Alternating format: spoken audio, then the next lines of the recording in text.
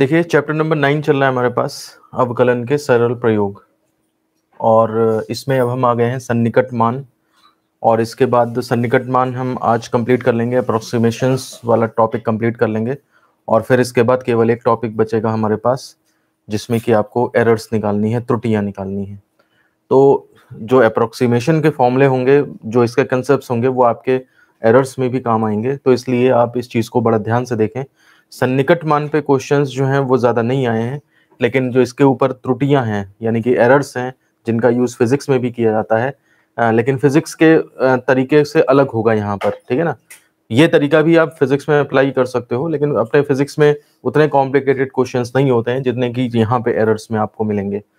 तो इस वजह से जो है वो ये कंसेप्ट जो आज हम बताने जा रहे हैं, ये आपको नेक्स्ट क्लास में भी काम आएंगे, जब हम बात करेंगे इसकी कि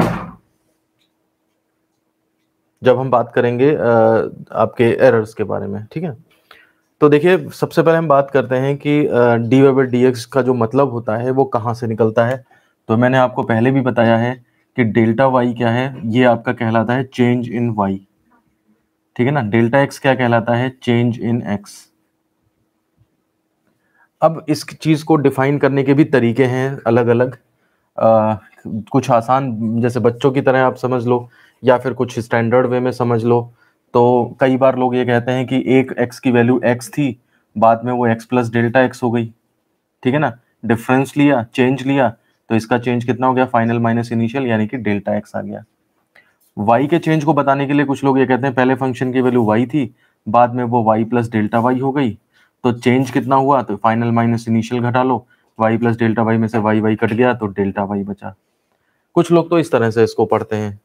कुछ ऐसे भी करते हैं कि फाइनल माइनस इनिशियल को, इस वैल्यू को वो डिसाइड कर लेंगे कि ये हमारी वैल्यू जो है वो सपोज पहले वाली जो है x1 है, दूसरी वाली वैल्यू सपोज x2 है।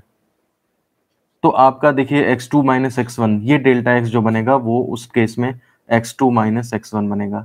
कभी कभी इस तरह से सोचने से भी फायदा रहता है, कंफ्यूजन नहीं होता है। ऐसे ही y की पहली वाली वैल्यू y1, दूसरी वाली वैल्यू y2, और जब मैंने y2 माइनस y1 किया तो वो आपका डेल्टा y आ गया। आया वो उसी तरह से है, फाइनल माइनस इनिशियल करके ही डेल्टा x आया है, फाइनल माइनस इनिशियल करके ही डेल्टा y आया है। ये आपके ऊपर डिपेंड करता है कि आप इनिशियल वैल्यू और फाइनल वैल्यू क्या मानते हैं। तो x और x प्लस डेल्टा x मान लो, तो उस हिसाब से डेल्टा x चेंज हो गया। और अगर आप x1 x2 वैल्यू मानते हो तो फिर उस केस में जो है वो आपका x2 माइनस x1 वो डेल्टा x के बराबर होगा। तो ऐसी सिचुएशन में डेल्टा x को आप x2 माइनस x1 या फिर डेल्टा y को y2 माइनस y1 इस तरह से भी ट्रीट कर सकते हैं। अब बात आती है मैथ्स में, जो है वो डेल्टा जो है फिजिक्स में ज्यादा पॉपुलर वर्ड है। मैथ्स में हम इसी डेल्टा को रिप्रेजेंट करते हैं किससे, डेल्टा वाई, इस तरह से, और इसको डेल्टा एक्स से रिप्रेजेंट करते हैं। तो हमारे पास जो कंसेप्ट्स हैं वो जो डेल्टा के लिए पढ़ते हैं वही ये एक्चुअली कैपिटल डेल्टा होता है, ये स्मॉल डेल्टा होता है। तो फिजिक्स में कैपिटल डेल्टा का यूज ज्यादा करा जाता है जब हम त्रुटियों के बारे में बात करते हैं, एरर्स के बारे में बात करते हैं, और यहाँ पर जो है वो स्मॉल डेल्टा का यूज करते हैं। तो इसमें कोई फर्क वाली बात नहीं है। अब आप ये देखिए कि अगर आपके पास डेल्टा वाई और डेल्टा एक्स, अब हम इन पे बात करेंगे। अगर delta Y by delta X, आपको डेल्टा वाई और डेल्टा एक्स हैं, तो आप ध्यान दीजिए हमने D Y by D X कैसे डिसाइड किया था। D Y by D X क्या होता है, rate of change of Y with respect to X, यानी कि वाई में चेंज अपॉन एक्स में चेंज, और इसमें हम लिमिट क्या अप्लाई कर दें, delta X tending to zero. अगर हम ये चीज अप्लाई कर दें तब हमारा D Y by D X बनता है, ठीक है ना। अब अगर मान लिया सपोज करिए आपके डेल्टा वाई और डेल्टा एक्स छोटे होने लगे, छोटे का मतलब इतना छोटे नहीं कि वो D Y by D X के बराबर हो जाए, बल्कि इतना छोटे कि जैसे मतलब जिसको कि हम काउंट कर सकें। ये तो बिल्कुल D Y by D x तो ऐसा ही बिल्कुल इतना छोटा है कि जिसको कोई अनंत सूक्ष्म यानी कि इनफाइनाइटेसिमली स्मॉल कहा जाता है। लेकिन ये जो यहाँ पर है डेल्टा वाई और डेल्टा एक्स, ये थोड़े बड़े भी हो सकते हैं। तो बड़े इन द सेंस उतने बड़े ना हो, यानी कि छोटे ही छोटे हों, 0.1 0.2 इतना का बड़ा गैप हो, तो उस केस में हम क्या कर सकते हैं, इसको ऑलमोस्टली इक्वल इसके माना जा सकता है। तो यदि डेल्टा वाई व डेल्टा एक्स अत्यल्प हैं, अत्यल्प का मतलब वो नहीं है डिवाइडिक्स, वो डिवाइडिक्स तो इनफाइनेटेसिमली स्मॉल होता है, ठीक है ना। तो डेल्टा वाई बाई डेल्टा अत्यल्प हैं, तो हम कह सकते हैं, हम लिख सकते हैं, या इस तरह हम लिख सकते हैं, क्या लिख सकते हैं कि delta Y by delta x is equal to D Y by D x. तो अगर वालिया सपोज डेल्टा वाई और डेल्टा एक्स छोटे हैं तो ये माना जा सकता है कि delta Y by delta x और d Y by D x जो है वो आपके लगभग बराबर हैं। और इस केस में यहाँ से हमारा एक फॉर्मूला निकलता है, delta Y is equal to D Y by D x into delta x.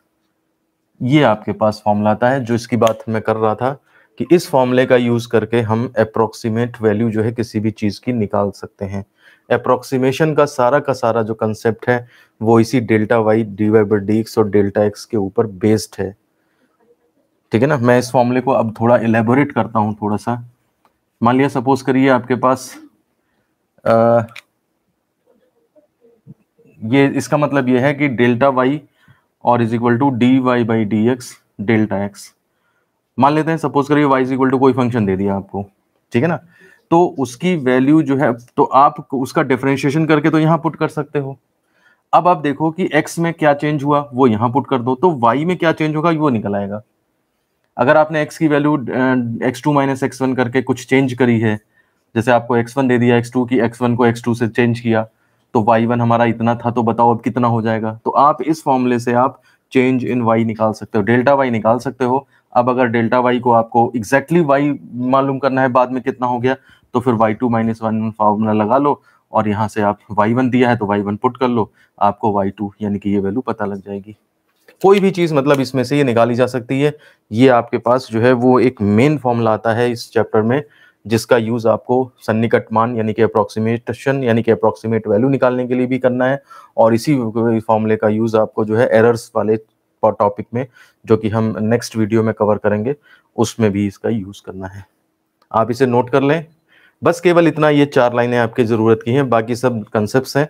वो कंसेप्ट्स वो पहले हम पढ़ चुके हैं। अगर वो आपने पहले पढ़े हैं मुझसे तो ये आपको बहुत अच्छी तरह समझ में आ रहा होगा, अदरवाइज थोड़ी सी प्रॉब्लम हो रही होगी। देखिए क्वेश्चन है हमारे पास एक, यदि y is equal to X cube minus 10 तथा x का मान 2 से 1.9 हो जाता है तो y के मान में लगभग परिवर्तन निकालें, y का परिवर्तित मान भी ज्ञात करें। ध्यान दीजिए क्वेश्चन, मैंने फॉर्मूला जो अभी पढ़ा है वो साइड में लिख दिया है, delta Y is equal to D Y by D x into delta X. ठीक है ना। अब देखिए आपके पास क्या दिया है, एक तो कर्व की इक्वेशन दी है, तो y is equal to X cube minus 10, हम ये इक्वेशन नंबर फर्स्ट डाल देते हैं। x की वैल्यू 2 से 1.99 हो जाती है, समझ रहे हैं आप बात को। इसका मतलब ये हो गया, ये आपके पास x1 दे दिया है, ये आपके पास x2 दे दिया है, इससे ये परिवर्तित हो रहा है, तो आप यहाँ पे डेल्टा x निकाल सकते हो, कितना होगा x2 माइनस x1 यानी कि 1.99 माइनस 2 यानी कि ये माइनस का 0.01, ये आपके डेल्टा एक्स की वैल्यू आ गई। ठीक है ना। इसका मतलब ये वाली चीज मैंने निकाल ली है फॉर्मूले में। अब आपको क्या चाहिए, आपको चाहिए y के मान में लगभग कितना परिवर्तन, तो डेल्टा y जो आपके पास क्वेश्चन मार्क है, और फिर कह रहा है y का परिवर्तित मान भी ज्ञात करें, यानी कि y1 तो कुछ रहा होगा, y2 क्या है ये भी क्वेश्चन मार्क है। आपको क्वेश्चन समझ में आ रहा है। y का पहले तो कोई वैल्यू होगी 2 पे, जो भी रहती हो आराम से निकाल सकते हो आप, ठीक है ना। 2 इसमें पुट कर दो, आराम से कैलकुलेट हो जाएगा। तो आपको जो है वो 2 पे तो y निकल सकता है, लेकिन 1.99 पे देखो क्या हो जाएगा। ये इस क्वेश्चन का फायदा क्या है, इस क्वेश्चन का फायदा ये है कि एक्स क्यूब माइनस 10 की वैल्यू 2 पे तो आराम से निकल जाएगी। 2 का क्यूब माइनस 10 यानी कि 8 माइनस 10 यानी कि माइनस 2 आ गया। लेकिन अगर 1.99 पे निकालोगे इसको, तो 1.99 का क्यूब कैसे करेंगे, ये तो कैलकुलेशन लंबी हो जाएगी ना। तो उसी चीज को निकालने के लिए वो यहाँ पे ये क्वेश्चन चलाया जा रहा है कि y का मान जो है वो 1.99 पे y का मान कितना होगा, ये हम इस तरीके से न निकाल के फंक्शनल वैल्यू, हम डायरेक्ट कोई दूसरा तरीका निकालेंगे जो कि आसान होगा। तो y में, इसमें y में लगभग परिवर्तन यानी कि डेल्टा y निकालना है, और साथ में y का परिवर्तित मान यानी कि बदल के कितना होगा तो y2 भी निकालना है। ठीक है ना। अब आप y1 इसमें से निकाल सकते हो पहले ही चाहो तो, y1 also, y1 is equal to कैसे निकलेगा, तो इसका मतलब ये हो गया, इसमें x की जगह पे 2 पुट कर दीजिए, तो 2 का क्यूब माइनस 10 यानी कि 8 माइनस 10 यानी कि माइनस 2, ये y1 भी आ गया आपका इसी के बेस पे। तो अब आपको क्या करना है, डेल्टा एक्स आपके पास ये रहा, dy बाई डी एक्स निकालो, तब डेल्टा y निकलेगा। तो डिफरेंशिएटिंग फर्स्ट, तो dy by with respect to x लिख दो चाहे, तो dy by D x is equal to हो जाएगा, कितना हो जाएगा 3x स्क्वायर -10 तो खत्म हो गया डिफरेंशिएशन। अब मैंने देखो डायरेक्ट कर दिया है ये डिफरेंशिएशन, अब आपको ध्यान होना चाहिए। अब इसकी वैल्यू देखो x1 कितना है 2 है ना, तो 2 पे इसकी वैल्यू निकाल लो, dy/dx at point x equal to 2, तो ये इज इक्वल टू हो जाएगा 3 इंटू 2 का स्क्वायर। जो इनिशियल वैल्यू है उसी पे निकलता है हमेशा, ध्यान रखिएगा। तो ये हो जाएगा 3 इंटू 4 यानी कि 12 आ जाएगा। तो आपके पास dy/dx at the point x equal to 2 आपके पास आ गया 12। डेल्टा x आपको ये पता है, तो आप उस फॉर्मूले का यूज करके डेल्टा y निकाल सकते हैं। तो यही काम अब मैं करने जा रहा हूँ। आप देखिए यहाँ पे कैसे निकलेगा। तो मैं इसके लिए यही फॉर्मूला कर लेता हूँ यूजिंग यही वाला formula, delta y is equal to dy/dx into delta x। तो इसमें वैल्यू सब्स्टिट्यूट कर लीजिए, तो dy/dx आ गया 12 इंटू डेल्टा x आपके पास कितना आया था, माइनस का 0.01। तो ये आपका आ जाएगा माइनस का 0.12। ये आपके पास डेल्टा वाई निकल आया। ये आपका आंसर हो जाएगा वाई के मान में लगभग परिवर्तन। अब आपसे कह रहा है कि वाई का परिवर्तित मान भी ज्ञात करें, तो आप जरा इस डेल्टा वाई को खोल दीजिए, इसको y2 माइनस y1 लिख दीजिए इज इक्वल टू माइनस का 0.12। और यहाँ पे y1 कितना था, y1 देखिए हमने -2 निकाल रखा था, तो y2 minus -2 is equal to minus का 0.12, यानी कि y2 इज इक्वल टू, ये प्लस उधर जाएगा माइनस में ही जाएगा, 0.12 माइनस 2 इज इक्वल टू ये हो जाएगा माइनस का 2.12। ये आपके पास y2 के वैल्यू आ जाएगी। तो माइनस का 0.12 जो है आपका डेल्टा वाई यानी कि y में चेंज आया, और y2 की वैल्यू क्या आई, तो वो बदल करके 2.12 माइनस का 2.12 हो जाएगी। देखिए 1.99 अगर पुट करके निकालते इसमें तो बड़ा मुश्किल से निकलता, 1.99 का क्यूब यानी कि 199 को 3 बार मल्टीप्लाई करते तब आता, ठीक है ना। देखिए वो चीज़ यहाँ पे बड़े आराम से निकल आई। अब मुझे बताइए, कंप्लीट करिए क्वेश्चन, मुझे बताइए क्लियर हुआ या नहीं। देखिए अगला क्वेश्चन है हमारे पास, ये क्वेश्चन आप इसको घर पे ट्राई करिएगा। यदि y is equal to x4 minus 10 तथा x का मान 2 से 1.99 में परिवर्तित हो जाता है, तो y में लगभग परिवर्तन का मान तथा y का परिवर्तित मान निकालिए। बिल्कुल सेम टू सेम क्वेश्चन ये हमने अभी किया है। देखिए ये फंक्शन दे दिया, ये अलग चीज़ है, x का मान ये पहले इतना है x1, बाद में वो x2 इतना हो जाता है, तो y में लगभग परिवर्तन यानी कि डेल्टा x, y में डेल्टा y आपको यानी कि यही चीज़ आपको निकालनी है। और y का परिवर्तित मान यानी कि y2 कितना होगा ये आप जो है वो भी निकालना है। तो x1 को पुट करके इसके अंदर y1 तो आप पता कर सकते हो, ये तो आप कर सकते हो, और आप इससे क्या करोगे dy/dx ये वाली चीज और निकालनी है, तो इससे आप dy/dx निकालोगे और उसको एट द पॉइंट x1 जिसपे वो 2 पे पहली वाली वैल्यू है उस पे x इक्वल टू 2 पे इसकी वैल्यू निकालोगे, वो यहाँ पुट हो जाएगी। डेल्टा x आपका जो है वो इसको सब्ट्रैक्ट करके जो आया होगा वो यहाँ पुट हो जाएगा, डेल्टा y आपका ये आंसर निकल आएगा। और एक बार डेल्टा y निकल आया तो इसको इलेबोरेट कर दो, y2 minus y1 is equal to this much जो भी आया, y1 आपका पुट हो जाएगा, तो y2 ये चीज यहाँ से निकल आएगी। देखिए आंसर मैंने लिख दिए इसके, ये -0.32 और 5.68। आप इसको ट्राई करिएगा और इससे आपकी इस क्वेश्चन की प्रैक्टिस भी हो जाएगी। मैं बता दूं आपको ये क्वेश्चन हालांकि नहीं आए हैं लेकिन ये पेपर में आ सकते हैं क्योंकि हमारे पास सिलेबस में है। देखिए क्वेश्चन है हमारे पास, √26 का लगभग मान ज्ञात करो। तो आपको अगर लगभग वर्ड मालूम देता है क्वेश्चन में तो आपका वो अप्रोक्सीमेट वैल्यू का क्वेश्चन बनता है, और अगर आपको √26 की वैल्यू निकाली है तो फिर आप इसको बाइनोमियल में से जाके भी कर सकते हैं। लेकिन अगर लगभग मान निकाल दिया तो ये लगभग यानी कि अप्रोक्सीमेट वैल्यू वाला क्वेश्चन बनेगा। तो ये चीज़ ध्यान रखिएगा, हालांकि ये इस तरह का क्वेश्चन बोर्ड में नहीं आया है लेकिन सिलेबस में है, कभी भी आ सकता है। देखिए मैं बता दूं आपको समस्या किसको होती है। आप जो है पेपर दे रहे हो 2021 में पेपर दे रहे हो आप, ठीक है। ये क्वेश्चन मान लिया सपोज करिए बुक में लिखा हुआ है, इसके आगे कुछ नहीं लिखा, तो आपने कहा कि बेकार है क्वेश्चन, इसके आगे यूपीबीटी कुछ नहीं लिखा है, कुछ ब्लैंक छूटा हुआ है बुक में, तो आपने कहा ये क्वेश्चन तो अनइम्पोर्टेंट हो गया। अब देखिए क्वेश्चन तो पहली बार जैसे मान लिया 2021 में आ गया, अब नुकसान तो आपका होगा ना, अगले साल से तो बुक में लिख दिया जाएगा 2021 में आया है, तो अगले साल से यही क्वेश्चन इंपॉर्टेंट बन जाएगा। आप देखिए बुक में, आप उन लोगों के हिसाब से सोचिए जिन क्वेश्चंस के आगे केवल ऐसे लिखा है 2004 और एक या 2012 केवल लिख दिया, बस एक बार 2012 में आ गया, तो इसका मतलब क्या है, इसका मतलब ये है कि 2012 से पहले वाले बच्चों ने उसे अनइम्पोर्टेंट समझा होगा, लेकिन 2012 के बाद वाले उसे इंपॉर्टेंट समझ के जा रहे हैं। लेकिन 2012 में जिसने पेपर दिया उसके साथ क्या हुआ, उसको तो वो तो झेल गया होगा ना उस साल, तो इसलिए आप ऐसे नहीं करें कि बिल्कुल एकदम नहीं आया है, तो उस टाइप को कम से कम समझ के जाएं, क्योंकि पहले जब किसी नए क्वेश्चन को स्टार्ट करते हैं तो उसका इजी टाइप ही देते हैं, उसके बाद के सालों में फिर उसका कॉम्प्लिकेटेड वर्जन भी आने लगता है।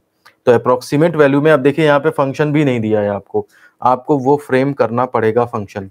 तो देखिए अंडर रूट है समथिंग, तो लेट फंक्शन वही मान लीजिए y is equal to under root X. अच्छा x1 की वैल्यू जो है आप ठीक ठाक 25 मान लीजिए, and x2 is equal to 1 मान लीजिए, बल्कि 26 मान लीजिए, ठीक है ना। तो इसका मतलब ये हुआ कि x1 अगर आपका 25 है और x2 26 है, तो यहां से डेल्टा ये सब माना है, सब तीनों चीजें मान दी हमने।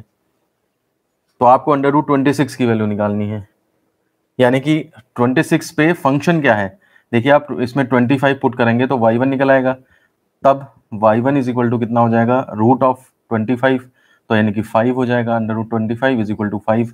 और अगर y2 निकालेंगे तो यानी कि कितना होगा, अंडर रूट 26, और वही मेरे को क्वेश्चन मार्क में निकालना है। समझ के बात आपको क्या करना है। अब इसमें देखिए डेल्टा x कितना है, delta x is equal to जो है वो आपका कितना है, x2 माइनस x1, इसका मतलब 26 माइनस 25 यानी कि 1, डेल्टा x 1 हो गया। आपको रूट 26 की वैल्यू निकालनी है, यानी कि y2 क्वेश्चन मार्क है आपका, यानी कि पहले हम डेल्टा y निकालेंगे और डेल्टा y निकालने के बाद फिर y2 माइनस y1 करेंगे, तब जाके कहीं आपका y2 की वैल्यू निकलेगी। तो आप y1 भी निकाल के रख लिया हमने पहले, ये भी बहुत अच्छी बात है। तो अब हम निकालेंगे, देखिए इसको डिफरेंशिएट कर देंगे, डिफरेंशिएटिंग फर्स्ट, तो ये हो जाएगा dy by D x is equal to under root x का कितना होगा, x to the power half, तो half x to the power half minus 1, तो इसका मतलब ये हो जाएगा 1/2 रूट एक्स, ये चीज हो जाएगी जा करके। तो ये डिफरेंशिएशन, अब इसको निकालेंगे किस पे, हमेशा बताया मैंने x1 पे निकालते हैं इसको। तो dy बाई डी एक्स हम नेक्स्ट लाइन में dy by D x at point x equal to 25 पे, तो ये हो जाएगा 1/2 रूट 25, यानी कि 1/2 इंटू 5 यानी कि 1/10 आ गया। अब हम यूज कर लेंगे नाउ यूजिंग यही वाला relation, delta y is equal to dy by D x into delta x. तो इसमें देखिए डेल्टा y आपको चाहिए, dy बाई डी एक्स आपको कितना दिया है 1/10, और डेल्टा x आपका कितना है, ये देखिए यहाँ पे 1। तो डेल्टा y को खोल दीजिए, y2 minus y1 is equal to 1/10, यानी कि 0.1 कर दीजिए इसे। y1 आपका कितना है 5, तो y2 minus 5 is equal to 0.1, यानी कि y2 इज इक्वल टू हो जाएगा 0.1 प्लस 5, यानी कि ये कितना हो जाएगा 5.1, ये आपका आंसर हो जाएगा। तो इस तरह से हमारा 20 अंडर रूट 26 की वैल्यू ये आपकी 5.1 जो है वो आ जाती है। x1 x2 मान के, ये y1 y2 मान के क्वेश्चन आसान पड़ते हैं। अगर आप इसको ऐसा नहीं करेंगे, x प्लस डेल्टा x और y प्लस डेल्टा y करेंगे तो हल्का सा कंफ्यूजन स्टार्ट होता है, और क्वेश्चन फिर ज़्यादा, उसके लिए ज़्यादा ब्रॉड माइंड चाहिए, इसलिए आप इस तरीके से करेंगे तो ये आप आराम से कर पाएंगे। मैं बता देता हूँ फिर से दोबारा से, रूट 26 निकालना था, तो मैंने फंक्शन ही ऐसा मान लिया कि x की वैल्यू 26 डालो तो रूट 26 बनता है, x की वैल्यू 25 डालो तो रूट 25 बनेगा। समझ रहे बात, 25 का मालूम है और 26 का नहीं मालूम है, मैंने इसी के लिए एक डिफरेंस का यहाँ पे किया ताकि डेल्टा x मेरा कितना हो जाए 1 है। इसमें फंक्शन अपने आप से सोचना पड़ा हमें ताकि हमारा काम बन जाए। तो y is equal to root x जो है वो आपका जो है वो इक्वेशन नंबर फर्स्ट हो गई, इसको आप डिफरेंशिएट करेंगे, तब इससे आपका वो dy बाई dx निकल आया, उसको एट द पॉइंट x1 यानी कि इस पे निकाल दिया आपने, ठीक है ना, और फिर उस फॉर्मूले का यूज करके डेल्टा y निकला, उसे खोल दिया, फिर y2 निकल आया। तो x1 भी इसमें खुद ही सोचना पड़ा, x2 भी खुद ही सोचना पड़ा, मेरे को x2 पे y2 चाहिए एंड रूट 26 ये चाहिए था, y1 मैंने आराम से निकाल सकता था, और डेल्टा x इससे ये बन गया जा करके, और पूरा क्वेश्चन, मतलब आधा क्वेश्चन दिया था, आधा खुद ही सोच लिया हमने, ये मतलब है एक तरह से।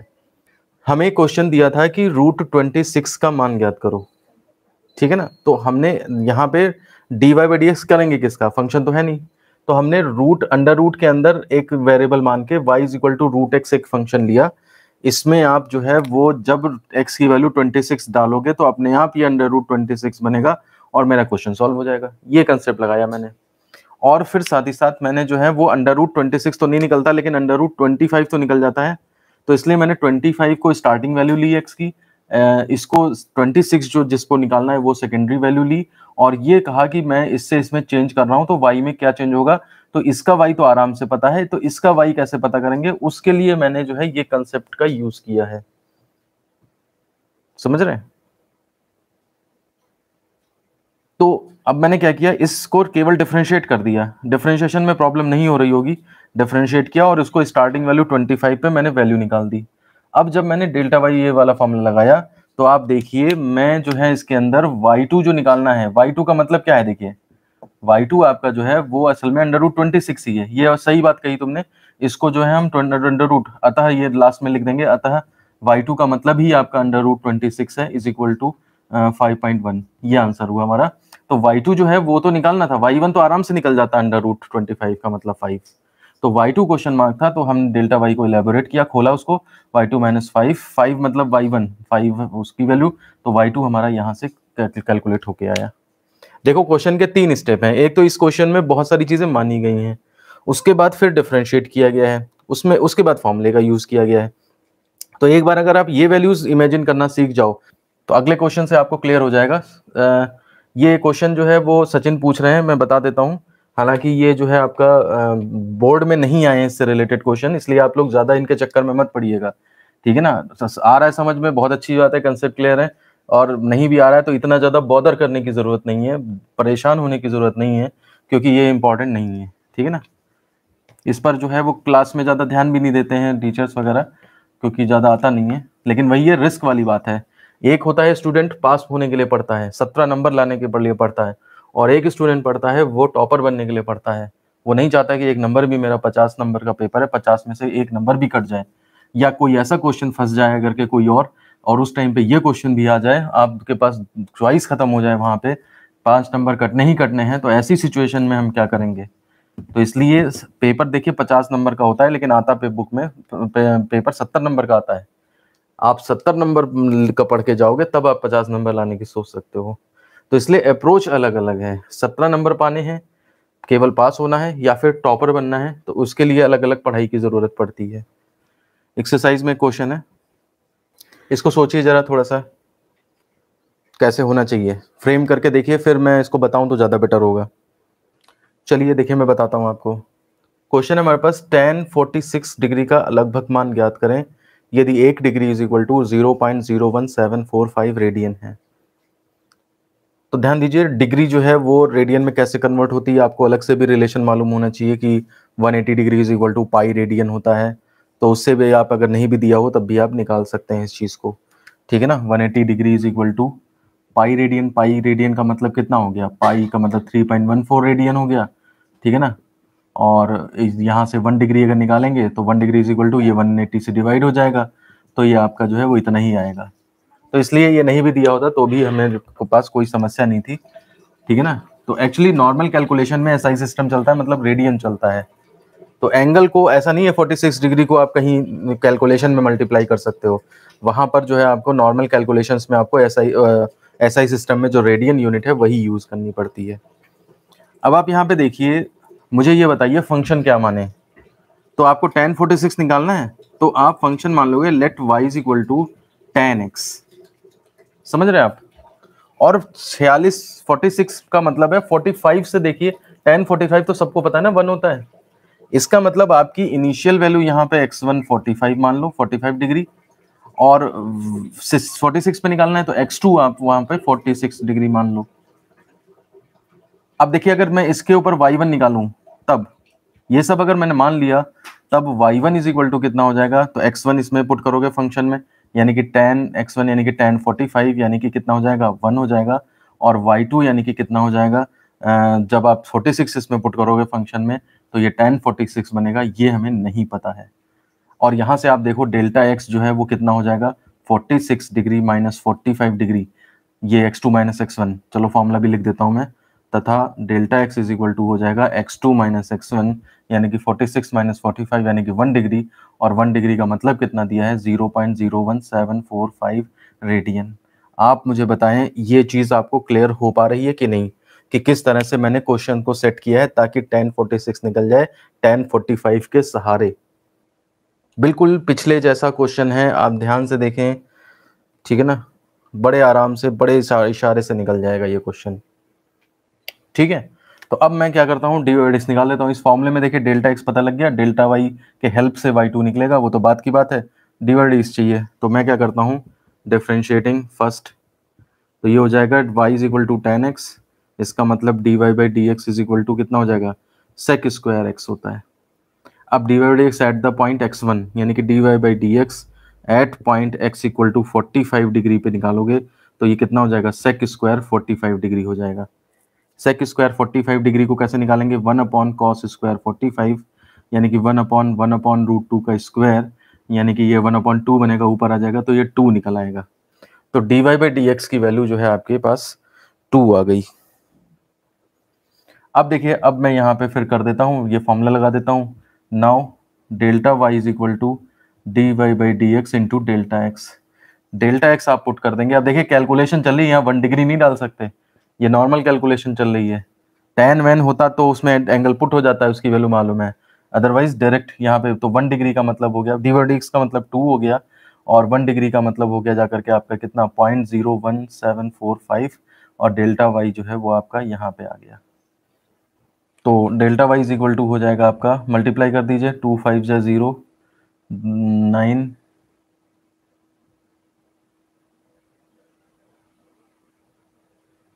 0.03490।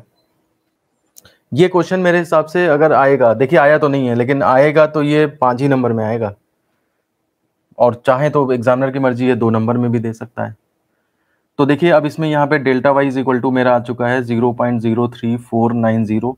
डेल्टा y को y2 माइनस y1 लिख दें तो 0.03490 हो जाएगा।